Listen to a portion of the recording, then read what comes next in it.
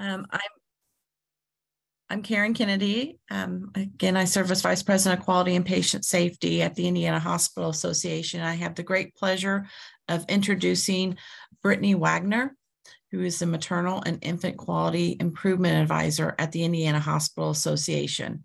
For those who may not have the pleasure of meeting Brittany, Brittany is a certified clinical nurse specialist receiving her undergraduate degree from Indiana University School of Nursing.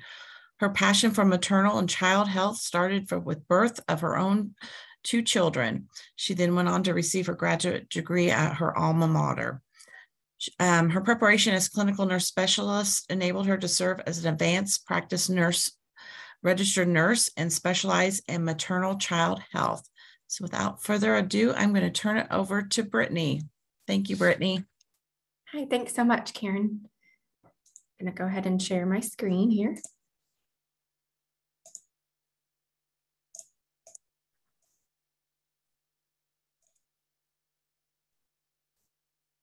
All right, can you all see that okay?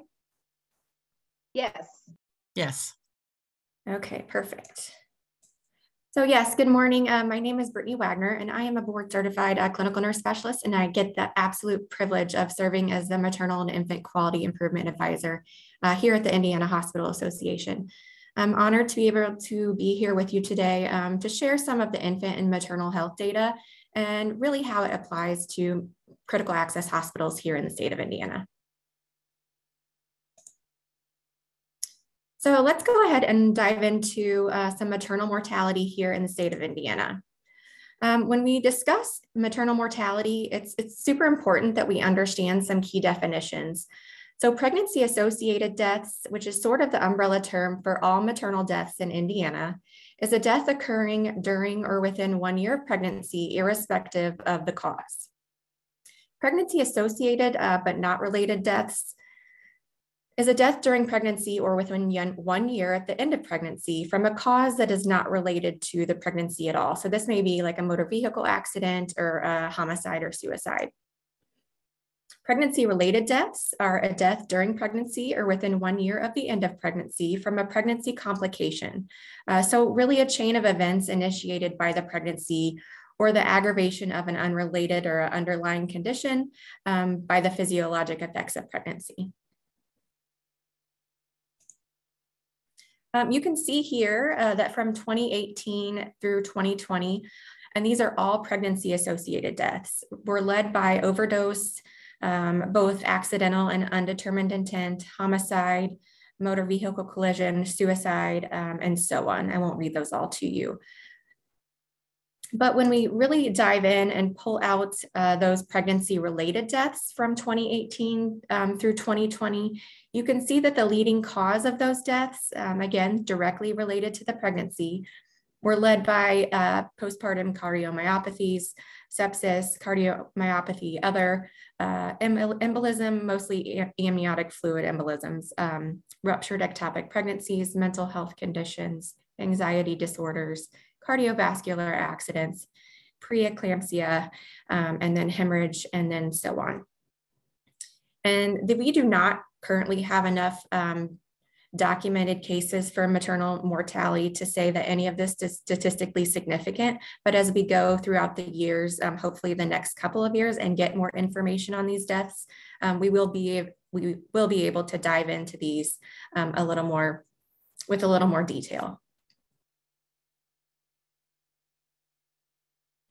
I will say that most of these are many of the patients that we see coming through your critical access facilities, especially as an emergency. So again, while we can't say that's statistically significant, it's just what we clinically see as a state. While most, these are pregnancy deaths by timing, and while most of the pregnancy-associated deaths, which is about 60%, occurred 43 days or more postpartum, 66.7% of the deaths determined to be pregnancy-related occurred either during pregnancy or within the first 42 days postpartum, which is why we mainly ask the question, have you been pregnant within the last 6 weeks? However, that is changing, and we'll talk about that here in just a second. These findings do suggest that women are most at risk of dying from a pregnancy complication or other condition aggravated by pregnancy, either during pregnancy or in the first 6 weeks following childbirth.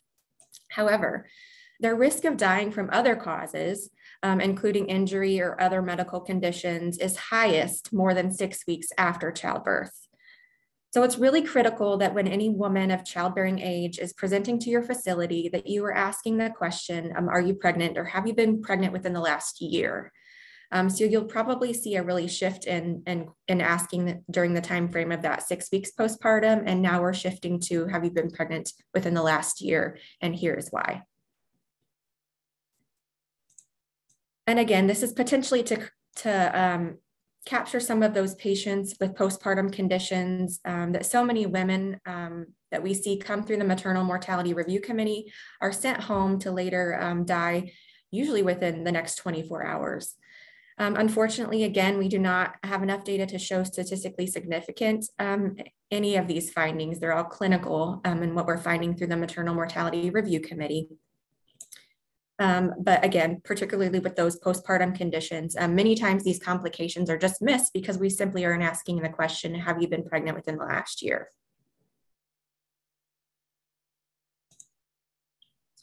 Now we're going to shift a little bit, shift our gears a little bit and talk about infant mortality in the state of Indiana. And this has been an ongoing review. So we do have a little more data to share with you that is statistically significant, and we can dial down by regions and zip codes.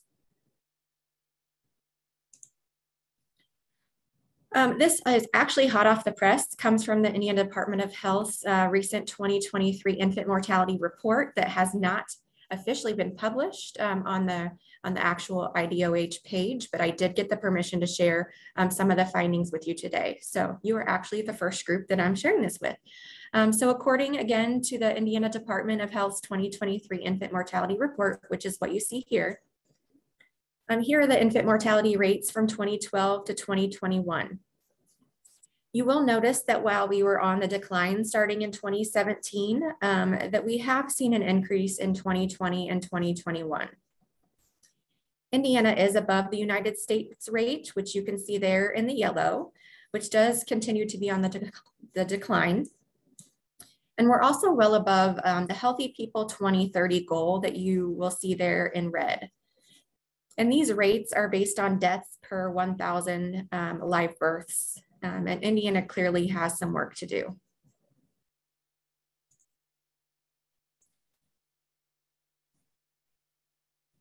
Here are the infant mortality rates by race and ethnicity. So there in the red, once again, is the Indiana state rate.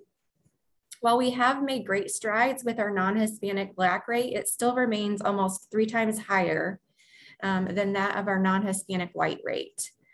Another interesting find is that in 2021, the Hispanic rate jumped from 6 to 8.1.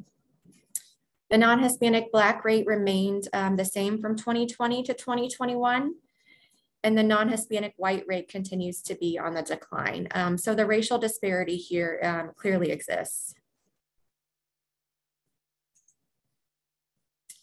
These are the number of deaths and rates by race and ethnicity, again, just portrayed in a different format. Once again, you can see how the non-Hispanic Black rate is almost 3 times higher than that of the non-Hispanic white rate. And it's a little over 2 times higher than the total statewide rate.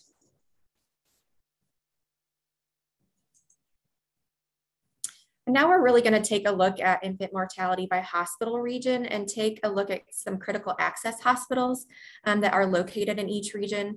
I do want to disclose that the critical access hospital that I list today were pulled from an updated state list. So if you do not see your critical access hospital's name, I'm hopeful that you can recognize which region your facility resides in. And hopefully this will start the conversation of how we as a state can begin potentially advocating for what types of patients exist in your region and can shed some light on where opportunities may exist to improve infant and maternal mortality in your region, and how we at the Indiana Hospital Association and at the Indiana Department of Health can maybe advocate for some resources for your critical access facilities. So first we start off with the central hospital region. You can see counties that are included in that region are Hamilton, Hendricks, Marion, Hancock, Morgan, Johnson, Shelby, Monroe, Brown, and Lawrence, and a critical access hospital of IU Bedford does reside in the central region. For this region, you can see that the total infant mortality rate, along with the non-Hispanic white and non-Hispanic Black and Hispanic, are all below that of their state rates. So they are doing fairly well when we compare them to our state. For the central Southwestern region, counties Vermilion, Park, Putnam, Vigo, Clay, Owen, Sullivan, and Greene. Critical access hospitals that do reside in that region are Greene County General, Putnam County, Sullivan County, Ascension, St. Vincent, Clay.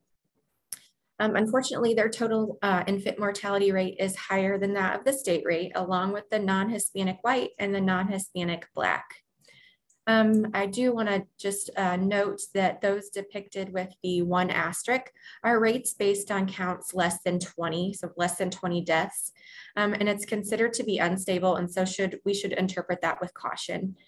And then those that depicted with the double asterisk are rates based on counts deaths less than 5, and so those have actually been suppressed in the data.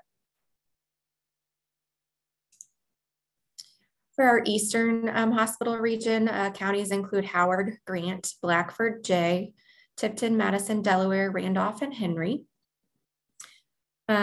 Unfortunately, again, the total infant mortality rate, along with the non-Hispanic white rate, non-Hispanic Black rate, are all higher than that of their state rates. And then the Hispanic rate does look to be approximately equivalent to the state rate. Again, taking note of those asterisks as well. Midwestern hospital region, total infant mortality rate of 7.2, along with the non-Hispanic white rate is higher than that of the state rate. Non-Hispanic Black has been suppressed, and then the Hispanic infant mortality rate is lower when we're speaking to the state rate as well. For our Northeastern region, so those counties do include LaGrange, Steuben, Noble, DeKalb, Kosciuszko, Whitley, Allen, Wabash, Huntington, Wells, and Adams. And those critical access hospitals that do reside in that area are Bluffton Regional Medical Center, Cameron Memorial, and Parkview Noble. Total infant mortality rate is looking great at less than the state rate. However, the non-Hispanic white rate, the non-Hispanic Black rate, and the Hispanic rate is higher. And this was interesting to me. Really, again, this report really hones in on the non-Hispanic whites, the non-Hispanic Blacks, and the Hispanics. We don't include the others. So my thought is that there are other race and ethnicities that are sort of bringing this, this total infant mortality rate down to 6.6, which is just below the state rate, because all of those other race and ethnicities that you see on here are higher than the state rate.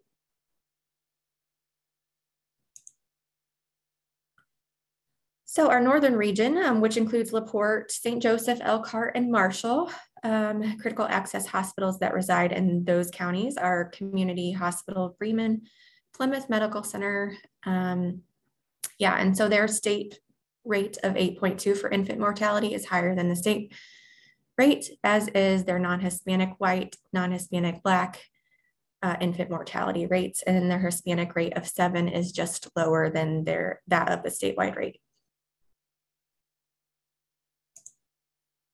The Northwestern region, counties Lake and Porter, critical access hospitals that do reside in that area are Community Hospital of Bremen and Plymouth Medical Center. The total infant mortality rate for the state is 7 and is higher than that of the state rate.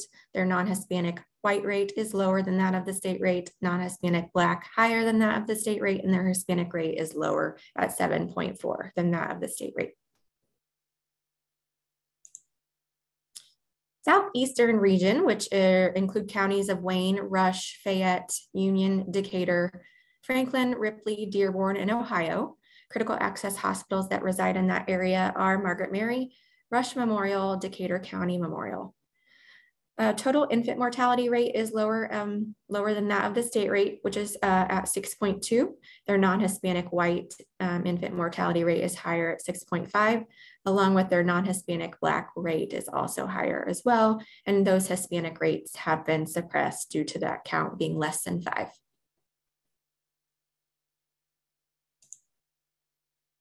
Our Southern hospital region does include Bartholomew, Jackson, Jennings, Orange, Washington, Scott, Jefferson, Switzerland, Crawford, Harrison, Floyd, Clark counties. Ascension, thank you. Bremen is not in the Northwest region, is Plymouth Access, Central Access, Critical Access. Yes, we will talk about that in just a second. Those state rates in the Southern hospital region are lower at 6.3 as a total, higher non-Hispanic white rates, higher non-Hispanic Black, and Hispanic is equivalent at 8.1.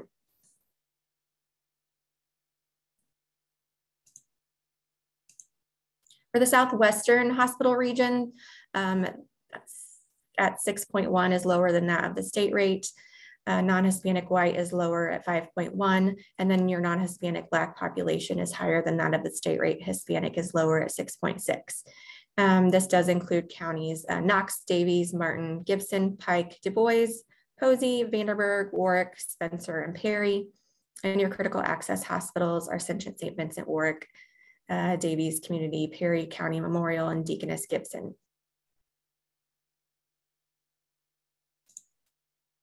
In our Western hospital region, counties include Benton, Carroll, Warren, Tippecanoe, Clinton, Fountain, Montgomery, and Boone.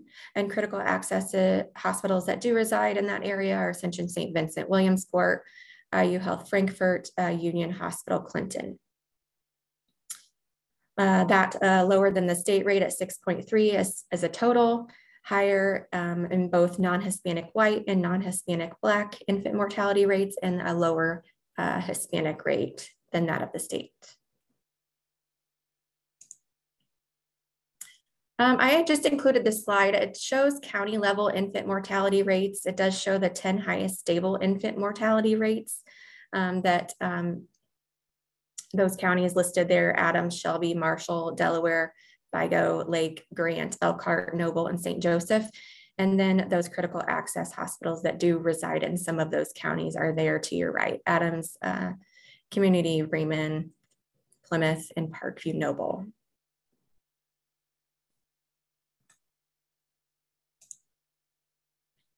These are county level rates by race and ethnicity. Just to point out some findings: the stable non-Hispanic white infant mortality rates that are a bit higher are in Adams, Noble, Shelby, Vigo, Grant, Wayne, and Delaware. And Adams Memorial and Parkview Noble are critical access hospitals that are included in some of those counties.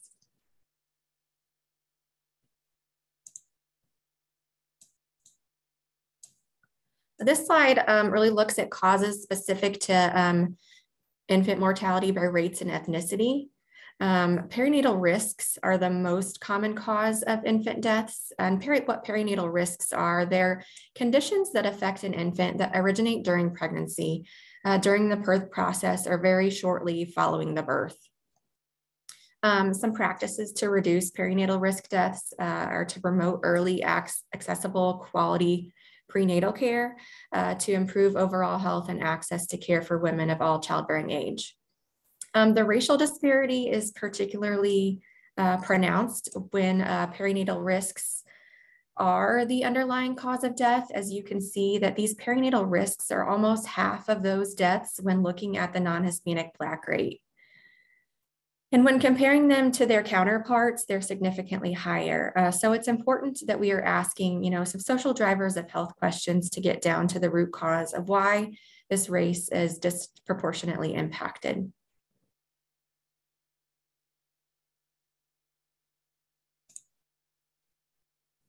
This I included to just show you infant deaths by age. You can see that 63.8% of infant deaths occurred during the neonatal period, which is defined as 0 to 27 days. I do want to point out, though, that's still 36% 6% of those patients that are, those infants that are passing away between 28 days to over 6 months. So these may be some of the patients that you're seeing as a readmission or that may come back through your emergency department.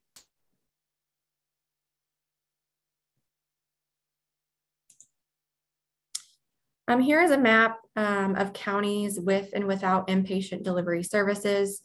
In light orange are counties with inpatient delivery services. The dark gray counties are those counties without hospitals. And the light gray counties are those without inpatient delivery services available. And the red stars are counties with a critical access hospital, again, based on the list that the recent list, statewide list that I pulled. The red stars are counties with a critical access hospital. And you'll notice that many critical access hospitals are located in counties, and you all know this, it's not new to you, but they're located in counties without an inpatient delivery service, which is why critical access hospitals are so important to these patient populations, especially in an emergent situation. In many cases, you are their only resource in an obstetric or an infant emergency.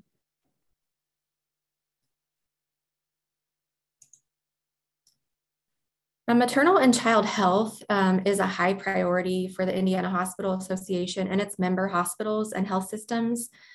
A commitment to women's health, healthy pregnancy, and a good start for all infants, we all know, is a cornerstone to improving the entire nation's health, right? A mom's death doesn't just impact the mother, it impacts the whole family. It impacts the community, it impacts our society. This infographic comes from the American Hospital Association. And is full of interesting statistics regarding rural health and community hospitals and just how important access to care is in these areas. According again to the American Hospital Association, and these are nationwide specific statistics, obviously, rural community hospitals deliver nearly 1 in 10 babies in the United States, and that's quite a lot of babies. Yet nearly half of our rural community hospitals do not offer obstetric services. And unfortunately, between 2015 and 2019, there were at least 89 obstetric unit closures in the United States in just rural hospitals. And unfortunately, we don't have statistics after 2019, but I can tell you clinically, well, anecdotally, I can tell you that that is rapidly climbing, unfortunately. And more than 2.2 million women in childbearing age live, and we don't like to throw around the term maternity care desert, but they do accurately define it here as that have no hospital offering obstetric care. It doesn't mean there's no maternity services offered in that county or that area. It just means that there's no delivering facility for obstetric care.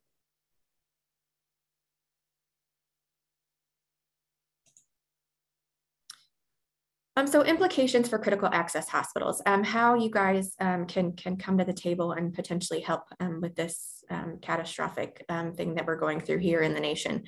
According to the American College of Gynecologists and Obstetricians, really the key tools for managing obstetric emergencies in the ED is appropriate triage, and we'll kind of dive into a couple of these here in just a second, but appropriate triage, availability of appropriate emergency supplies in a resuscitation cart or maybe a kit, development of a rapid response team, development of protocols that include clinical triggers, use of standardized communication tools for huddles and debriefs, and then implementation of emergency drills and simulations. And again, these are all probably nothing new to you, but we'll just dive into these a little bit more just to talk about some resources available out there for you all. So what's important when you're triaging any woman of childbearing age, we touched on this just a little bit, is really asking these questions. Have you been pregnant within the last year? So very important. Gestational age, and are you having abdominal pain, just to rule out any labor symptoms when they're pregnant. A standardized maternal fetal triage tool is also important. You can see there on the right-hand side. Evidence does show that these patients are inadequately triaged if there is variability in the procedure and assignment of obstetric triage categories, and if there's a lack of standardized tool to assist with acuity. We also know that no method to provide consistent feedback to clinicians compromises patient safety and quality of care. In obstetric triage, it's a little different than your typical emergency triage. The initial brief nursing assessment of women and the fetus has traditionally been done on a first come, first served basis. And often our emergency departments are solely focused on that woman, and we're not taking into account that fetus. So it's super important to get, DOP tones on that kiddo if you can, get them on a monitor if you have access to that. One of the problems, again, with seeing these moms on a first come, first served basis is with this approach, it does not adequately or efficiently identify those women who need urgent or immediate care. AWHONN, which is the Association of Women's Health, Obstetric, and Neonatal Nurses, does offer training in maternal and fetal triage index that you see there on the right. And the Indiana Hospital Association and the Indiana Perinatal Quality Improvement Collaborative that is out of the Indiana Department of Health are really seeking ways to fund critical access hospitals to take this training at no cost. We understand that you have less than adequate resources to be able to implement some of these things. So just know that we are advocating to get you some funding to go through this triage training. When we think about resuscitation carts or kits, most commonly used as a resuscitation cart or kit in an obstetric hemorrhage. And here is a great example of what should be included in that kit. There are several resources online, and I've included a link here as well. As you know, that these are patients that if living in a county with no inpatient obstetric unit, they do not have the time to drive to deliver to a delivering facility in this type of an emergency. So it's super important that critical access hospitals are really well equipped to at least stabilize these patients before potentially transferring them out if you don't have an inpatient obstetric unit. And then I didn't include it on here, but also super important to include, and you probably all at least have some sort of neonatal resuscitation kit, as it's also very important for those coming in rapid labor that you know that you're going to have to deliver and stabilize before shipping out.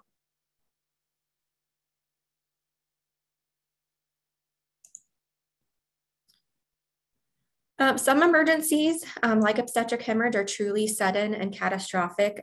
Some other examples may be a ruptured aneurysm, massive pulmonary emboli, or a complete abruption of the placenta in a trauma setting.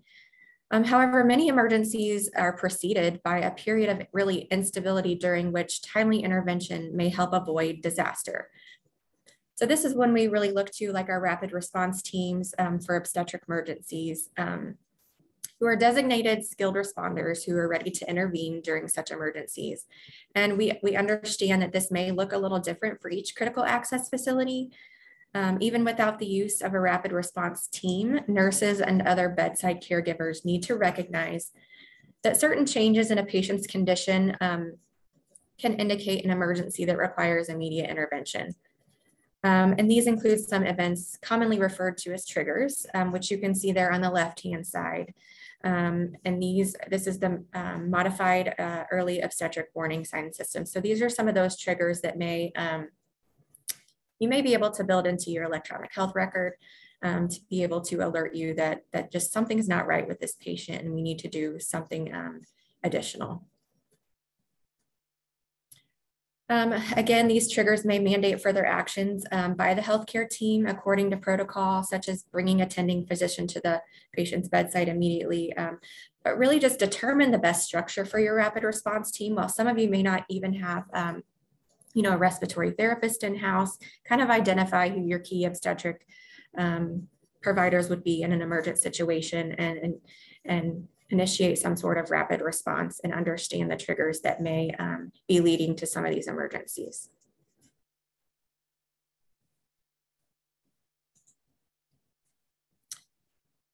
Emergency drills and simulations, which we know that are there's robust evidence out there that these really save lives. We understand, again, that it takes a lot of resources and time to pull these off successfully, but there are resources out there to take advantage of. AWHONN Again, the Association of Women's Health Obstetric and Neonatal Nurses does offer an obstetric patient safety education program and assisting with emergency drills and simulations. And we at the Indiana Hospital Association continue to advocate for grant funding to be able to partner with simulation centers in your community and provide you some of these resources. We already have a couple grants going that I know that we've been able to go out and offer these simulations. And we also know that that we hear you and that you have enjoyed these. And so we continue to advocate for adding simulations to your resources. And I know we will probably get into some questions and answers. That is all I have for my presentation. I do want to thank you for partnering to keep Hoosiers pregnant persons and infants safe. If you have any questions, I'm more than happy to answer those. And also, if you want to reach out to me on a one-on-one basis, there is my cell phone number and my email address. Do have references.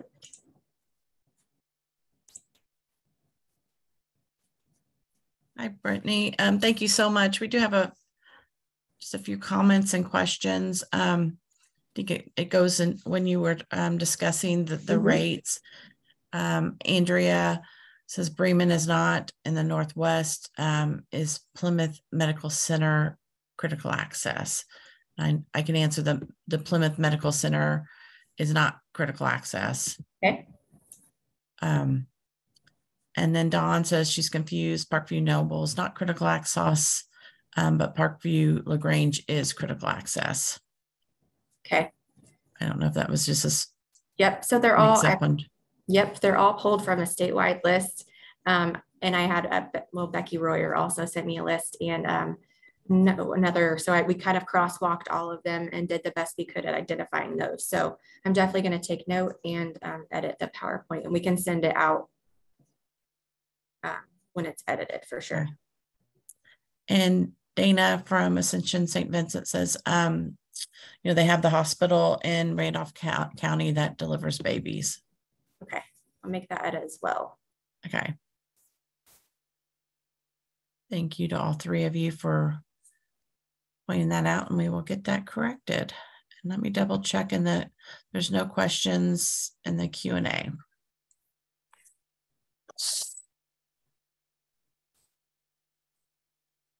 That so Becky, I'm going to turn it back over to Becky Royer. I don't know if we're going to go ahead and proceed on to the next presentation or take a quick break. I do want to share that Andrea did just place into chat that Plymouth has just announced closing of labor and delivery. And so, Brittany, if there's one thing that critical access hospitals could do to partner together to make sure that things are covered well for these mothers, what would be the one high priority thing that you would suggest? I would say, and this it's a great model coming out of, I think it's Ascension Dunn, who had a similar experience in closing. What they've done, they've actually hired, I don't want to say a service line leader, but they've hired, and it's not called a nurse navigator, but she does help these patients navigate through the system who potentially were delivering, let's say at Plymouth.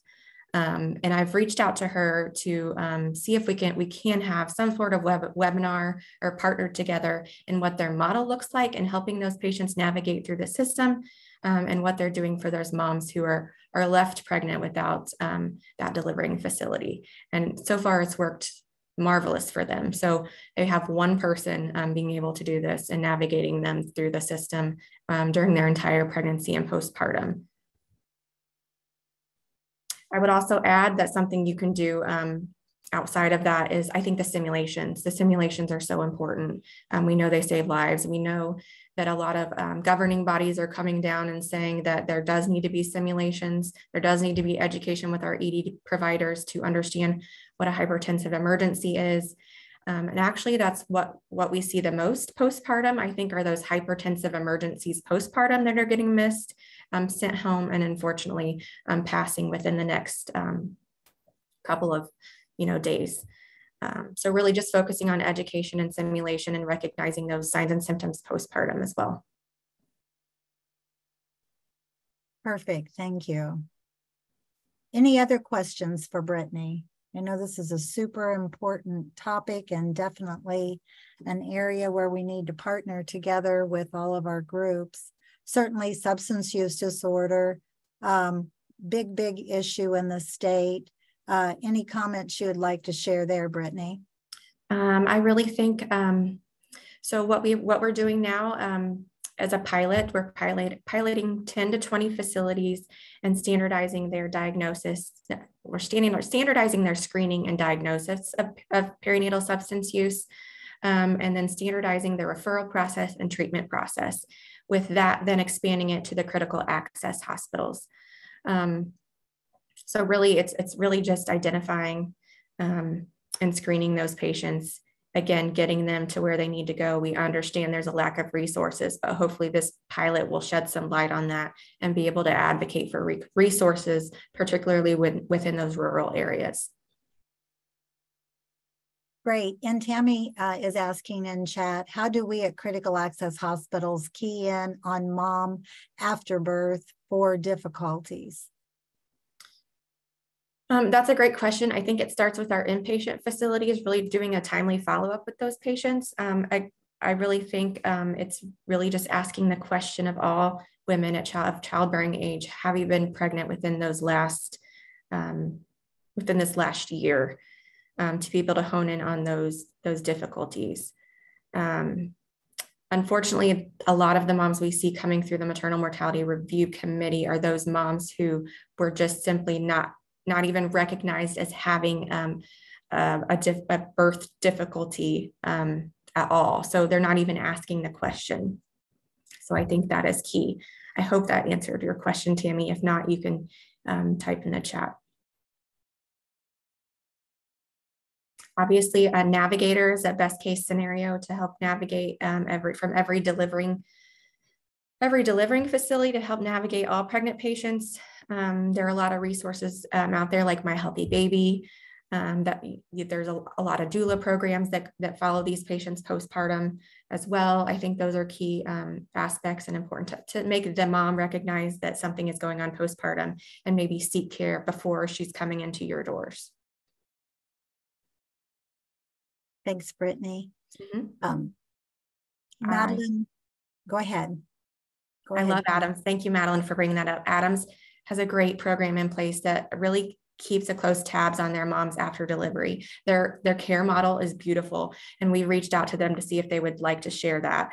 But really, they've kind of gone back to their primary care providers, really delivering the care for these babies. They do have, one obstetrician in-house. But in those rural areas, it's really hard to get those obstetricians to be on call 24/7, which is why those PCPs, those primary care providers, really step in and kind of fill that gap and void. And they're actually, they are a smaller hospital, but they are increasing. They have statistics on how they've increased their office visits versus decreased their office visits, and they're just busting at the seams, which is great. So hopefully we'll be able to provide their care model for you all in the near future, because it's working wonderful for them. It's just thinking outside of the box. We can no longer, continue to kill our obstetricians in these rural areas because they're on call 24/7. And unfortunately, I think, and this is just me thinking, it's one cause of these rural hospitals closing their doors. Thanks again, Madeline, for bringing that up. Another question, could you cover again simulation resources? We're thinking particularly of our emergency departments. Yep, so I do know a couple of things that are going on. So through levels of care, which if many of you are not familiar, there are perinatal levels of care. So those delivering facilities are called affiliates, and they have perinatal centers that sort of oversee their education. I have heard from, I know they've received quite a bit of funding, those perinatal centers. And so our thought is for those perinatal centers to offer simulations, not only to their affiliate hospitals, but those in their hospital regions that are critical access hospitals as well. With Indiana Hospital Association always advocating to fill in the gaps if this doesn't happen. I can send out a list of simulation centers within your particular areas that you can reach out to. I know a lot of the some schools of nursing, some medical schools are also offering simulation opportunities. But what you can do, I think, and we know it's so important, is continue to send those emails and advocate this, that you would really like to see that. And the state is hearing you and listening. And we know very well that it's super important. Again, my slide for the AWON obstetric emergency training, you can go on that link and look at all of the classes that are being held in Indiana. There are none in the next couple of months upcoming. But as those come out, we can send those to you so that you can take part in that opportunity. It is kind of pricey, which is why we are trying to advocate for some funding for you all to be able to receive some of those trainings at a lesser cost. Another comment is age groups. Wondering if there are organizations that provide education to school-age children. Yes, so that is interesting that you are bringing that up. There is a group out of the Indiana Department of Health that are providing education for adolescents. And we progressively are going back, right? Like we started with, oh, we have a problem with mom and infant mortality. Oh, maybe it's mom, maybe it's not the infant. Oh, maybe it's what mom experienced during her adolescent age, and that's contributed to some of these deaths. So yes, education is going out into the schools, starting with the adolescent population, and even going kind of with our younger kiddos. And they're offering classes like safe sitter classes, how to ensure that your baby brother or baby sister is safe, and things like that. So I do think that is very important, and we need more of those classes, but it is happening in pockets of the state. Great, that's good to know. I could do a whole other presentation on safe sleep as well. We know, sudden unexpected infant deaths are super important as well, but that's another topic. But there is education going out to sibling classes on that as well. How to make sure your baby brother or baby sister is sleeping safe. Thank you. Kathy or Karen, any other questions come your way? I have not seen any. Thank you. I do not have any, Becky. Okay. Well, thank you so much, Brittany. This was great information, and we will get those corrected slides out to you.